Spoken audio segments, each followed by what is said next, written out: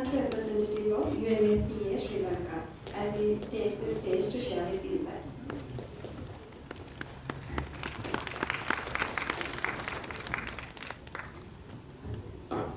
Most venerable and other members of the clergy present, the Honorable Minister of Health, Dr. Ramesh Patriana, Honorable Ministers here present, the Minister of State for Health, the Secretary of Health, Secretary of the Ministry of Education, Madam, the Chair of the Children's Caucus, Women's Caucus, top government functionaries here present, DIG, members of the academia, members of the tribe forces, our friends in the Ministry of Health and Education, ladies and gentlemen, everyone. It's indeed a pleasure to join you this evening to launch the social media campaign on comprehensive sexuality education and also the e-books on comprehensive sexuality education. This is the culmination of a robust effort that has been ongoing for years that seeks to bring the education of our young people at the center of our development objectives in Sri Lanka. The Secretary of Health spoke much earlier, but I will never forget, he continues to speak about the immense progress Sri Lanka has made in health. The indicators are wonderful. Even as members of the UN, we tout Sri Lanka's improvements and Sri Lanka's effort and achievements in the health sector and use it as a basis to encourage shared learning and peer support across the region. However, we see that we are now building a future for our people, the future of Sri Lanka, and that lies in the energies of the young people. Today we have challenges that face young people. What young people face today is not what was faced 10 years ago. About 10, 15 years ago, Instagram did not exist.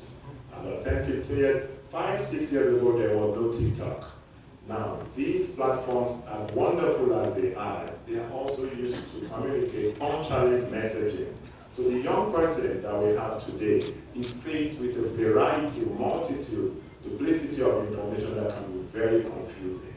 However, the young people look to the state for direction, look to the education system for protection. The state is the modicum of trust for young people. So the idea means that the state must continue to step in the gap for young people, making sure that young people can access the right information that enables them to reach their fullest potential. And of course, we must also commend Sri Lanka education, 99% school enrollment, these are the great data. However, we must work to be relevant to our young people today. The reason is that if we are not relevant, they will seek information in other places, like the TikTok and anything. And they might not be getting what we want that seeks to our national development and to make sure that they have everything that takes them to support their growth. That's why comprehensive sexuality education promotes the well-being, equality, and empowers young people to make informed decisions, navigate relationships in a responsible and respectful manner. Sri Lanka is a member of the Global South. Respect is very key in our culture. It's important that we continue to make sure that these cultural issues thrive.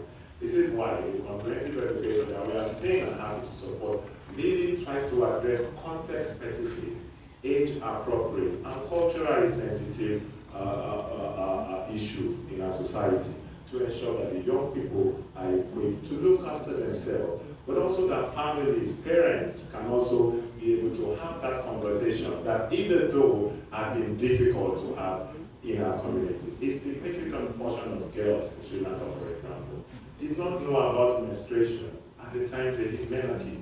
They did not know because, like the Minister of Education said before he died, the teachers are even reluctant to say these things in school. So the opportunity to understand that these are issues of life, they are issues of sexuality, they are issues of empowerment, and not of sex is extremely important. UNFPA, we are not sponsors, we accompany the government and people of Sri Lanka to do what Sri Lanka wants.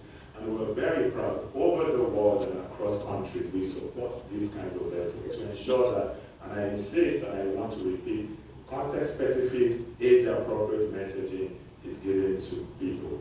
I intend to be very brief, but I must congratulate the Minister of Health, for this wonderful work. Like the Secretary said before, this can be a challenging thing to be bold and bring forward. But the young people of Sri Lanka are growing every day. They do not wait for political moments. They do not wait for engagement. Every day they are growing, every day information, and we cannot afford to lose any day. So I really congratulate the Minister, the Secretary, friends from the Health Promotion Bureau, Family Health Bureau, for this excellent work that we are proud to be part of. We also congratulate the Ministry of Education for the e-books and a lot of work that is going there. I believe that this work would really be able to advance the health and well-being of the young people of Sri Lanka. And as the young people of Sri Lanka get more empowered, we will build the nation we want. We continue to commit our support to this process. I believe now it is time to make sure that people have access to it. Dr. Batu, congratulations for your work, but it's important to ensure that this kind of thing reach. Maybe it's also important to talk to the telecommunications network to ensure that we can put this on an application that's low data, because young people would also have to access it somehow in some data. But I just want to congratulate everybody again, and thank you so much, and we remain committed to continue to accompany Sri Lanka in its development. Thank you.